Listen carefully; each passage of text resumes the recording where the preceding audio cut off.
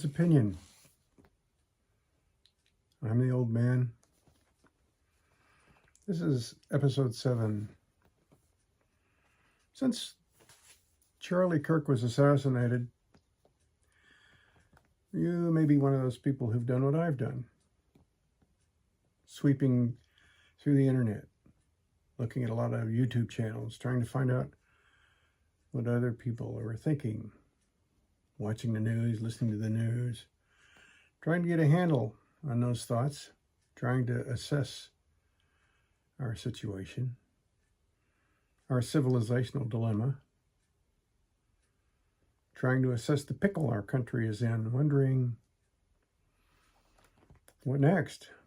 And while I was doing that, I ran across a video by William Kirk, no relation as far as I know to Charlie Kirk, who has a YouTube channel called Washington Gun Law. I expected to see the usual gun law stuff, but there wasn't any. This was a complete departure from his usual format. He had developed 4 questions. 4 questions that were festering about where are we and where are we going as a country. So I'm going to read those to you. I captured most of his verbiage.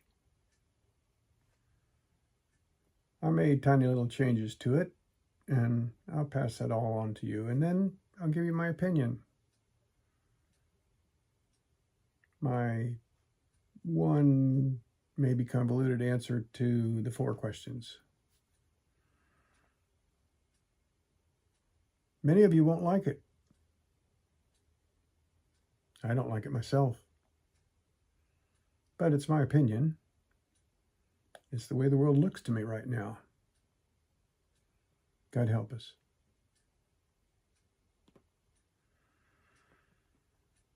Before Mr. Kirk poses his first question, he starts this way. What do we need to do moving forward? Because we can't figure out what the solution is until we figure out first how bad the problem really is. So the questions I want all of you to start considering are the following. First, do we live in a world now where words constitute violence and therefore violence can be justified to stop words? In many ways, when you take a look at some of the people who are celebrating what occurred, and which again is the murder of a young father and a husband, when you see the people celebrating that, and many believe that this was deserved, that somehow or another he had this coming, that somehow or another it's okay to kill people like that, well, that is all based on this premise that words constitute violence. And if we accept that, are we now living in a world where violence is acceptable as a form of stopping words? Number 2, where does all this hate and violence come from? Now, I know there are a lot of people who will say, well, there's not really that much hate and that much violence.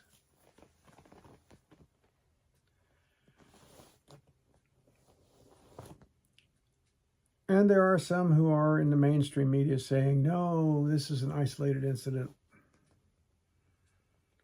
Or there are some who will actually say that all the violence comes from the political right.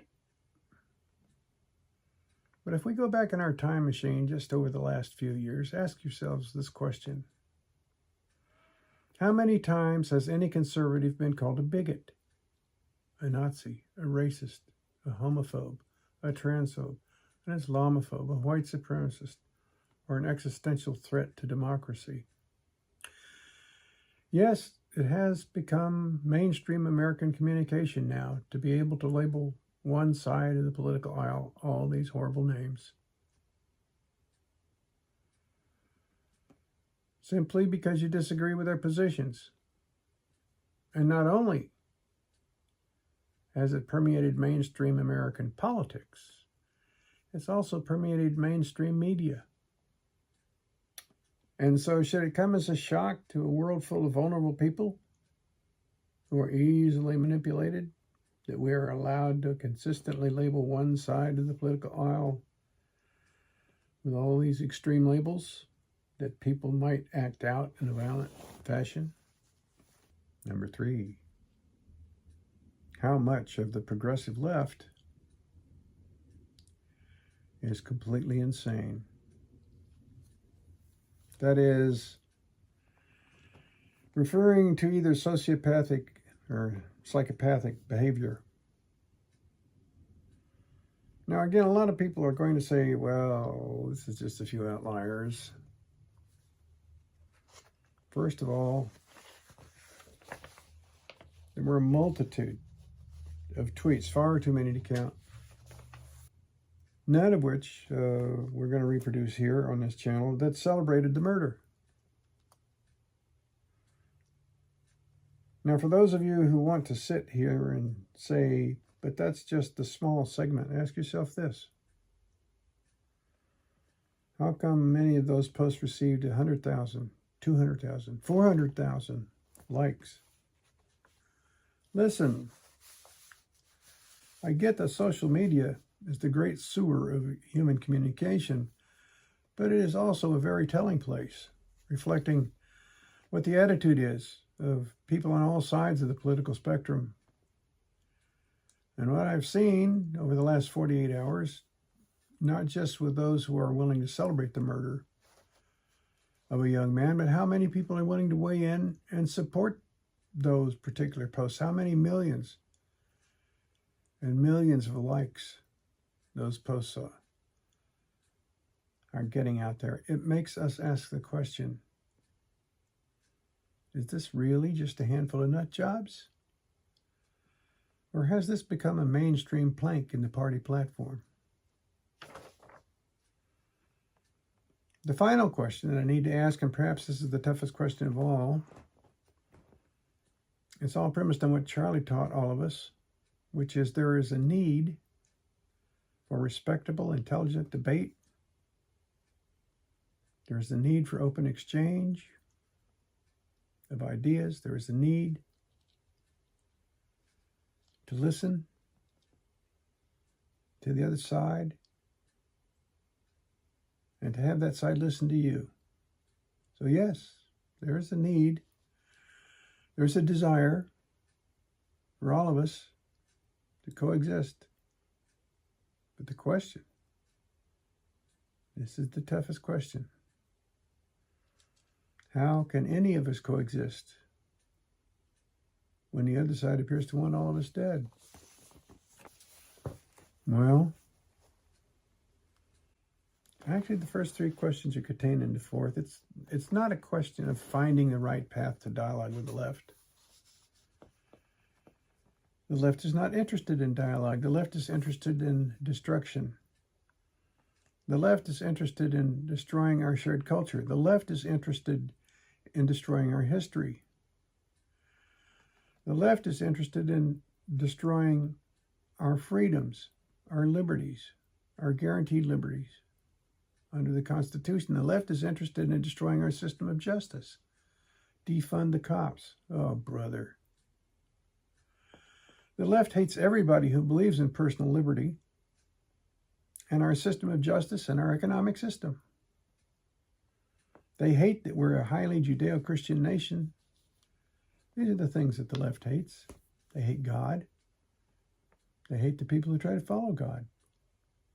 They hate 6,000 years of moral principle.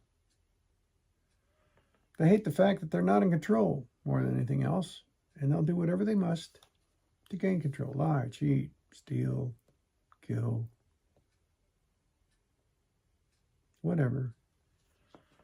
Given the chance, any chance, they'll turn on you. They'll stab you in the back. They'll stomp you into the ground. Just think a little bit of history. Think back just to a little bit of history. Those people, the left, ran the Bolshevik Revolution, which became the Soviet Union. How well did that work? They were behind Castro in Cuba. How well has that worked? How about China In the big cities, it looks prosperous, but out in the countryside, they're still desperately poor. How has that worked out? How's it working out in Venezuela? Once the most prosperous country outside the United States on this hemisphere, and now they're at the other end. They're at the bottom. They're hungry. They're hurting. But socialism, they have socialism. Everybody's equal, equally poor, except for the people that are running things.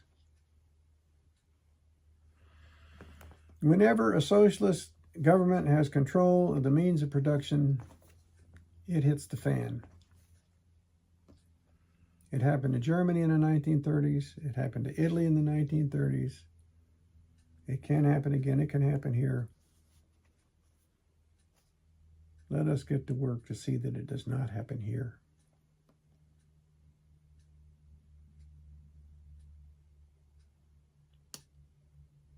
That's one old man's opinion for today.